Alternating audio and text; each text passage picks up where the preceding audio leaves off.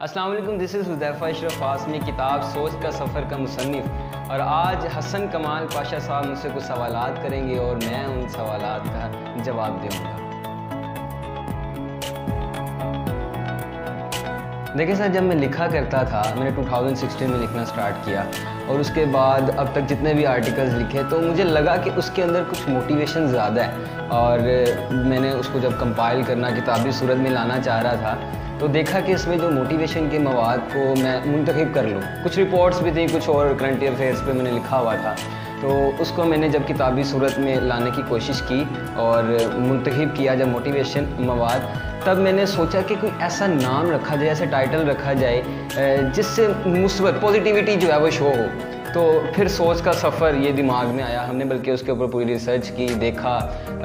بات چیت کی، لوگوں سے مشورہ کیا جو میرے ادبی حلقے میں ہیں، اپنی ٹیچرز ہیں، استاد ہیں، اور پھر اس کے بعد یہ سوچ کا سفر، اور اس میں مواد جو ہے وہ پھر موٹیویشن ہے، وہ پڑھنے سے آپ کو معلوم ہو جائے گا۔ ادب میں آنے کا شوق والد صاحب کو دیکھ کر ہوا۔ وہ آرٹیکلز لکھا کرتے تھے، وہ انالیسسٹ ہیں اور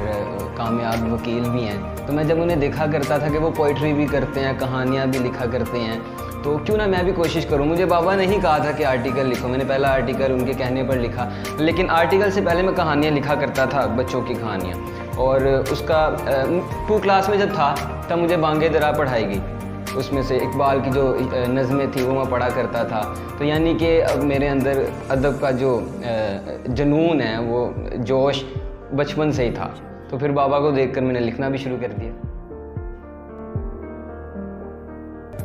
دیکھیں سر، کنسسٹنسی سب سے زیادہ ضروری ہے۔ میں نے آرٹیکلز بھی لکھے، کہانیاں بھی لکھی، پوئٹری بھی کی، سوچا یہی تھا کہ اس کو جو ہے نا مستقل مزاجی کے ساتھ لے کر چلوں گا۔ اسٹڈی بھی ضروری تھی، تو میں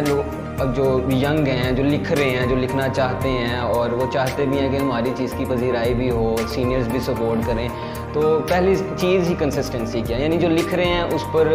کمانڈ حاصل کریں، ثابت قدمی کے ساتھ لکھتے رہیں۔ اگر آرٹیکل لکھتے ہیں تو اس کو بھرپور طریقے سے لکھنے کی کوشش کریں، اور پڑھ کر لکھنے کی کوشش کریں، اور کوشش یہ کیجئے کہ تحقیقی ہو، اور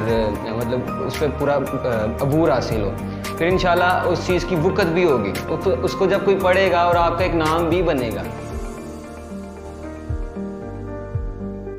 جی، سنانے کی جہاں تک بات ہے تو ماشاءاللہ آپ کی جو فیلڈ ہے، آپ کا جو شوق ہے، اس کو مد نظر رکھتے ہوئے میں آپ کو ایک اپنی لکھی ہوئی نعت سناتا ہوں، تو وہ سوچ کے سفر میں نے سٹارٹ میں ایڈ بھی کی ہے، اور میں شروع کرتا ہوں۔ بسم اللہ الرحمن الرحیم۔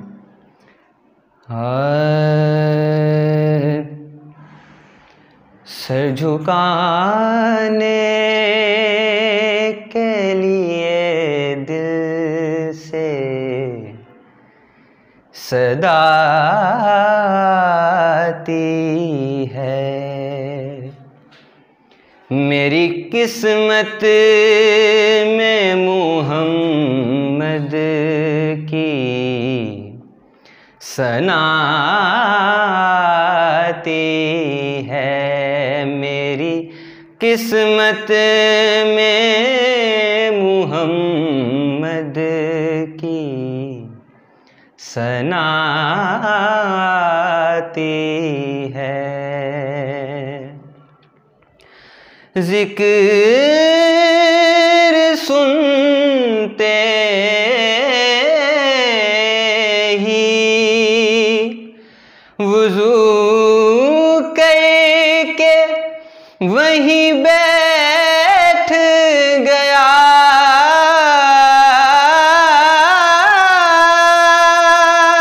ذکر سنتے ہی وضو کر کے وہیں بیٹھ گیا، یہ تو بچپن سے ہی مومن کو ادا آتی ہے، یہ تو بچپن سے ہی مومن کو ادا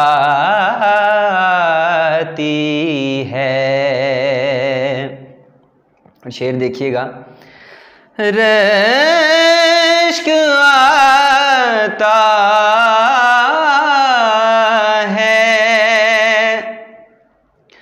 مکینوں پہ مجھے طیبہ کے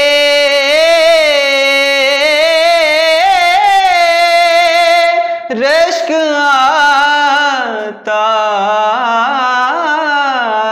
ہے، مکینوں پہ مجھے طیبہ کے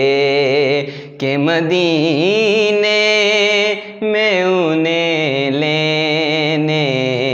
قضا آتی ہے، کہ مدینے میں انہیں لینے قضا آتی ہے۔ جب حذیفہ کو عطا کچھ ہو پڑے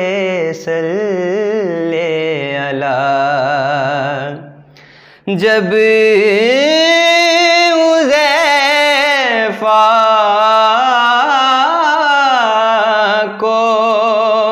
عطا کچھ ہو پڑے صلی علی، اس کو پھر اپنے گناہوں سے حیا آتی ہے، اس کو پھر اپنے گناہوں سے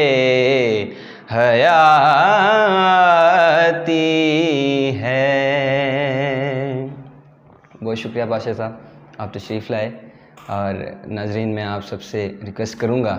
کہ بھائی کے چینل کو سبسکرائب کریں اور لائک کریں، شیئر کریں۔ بہت شکریہ، اللہ حافظ۔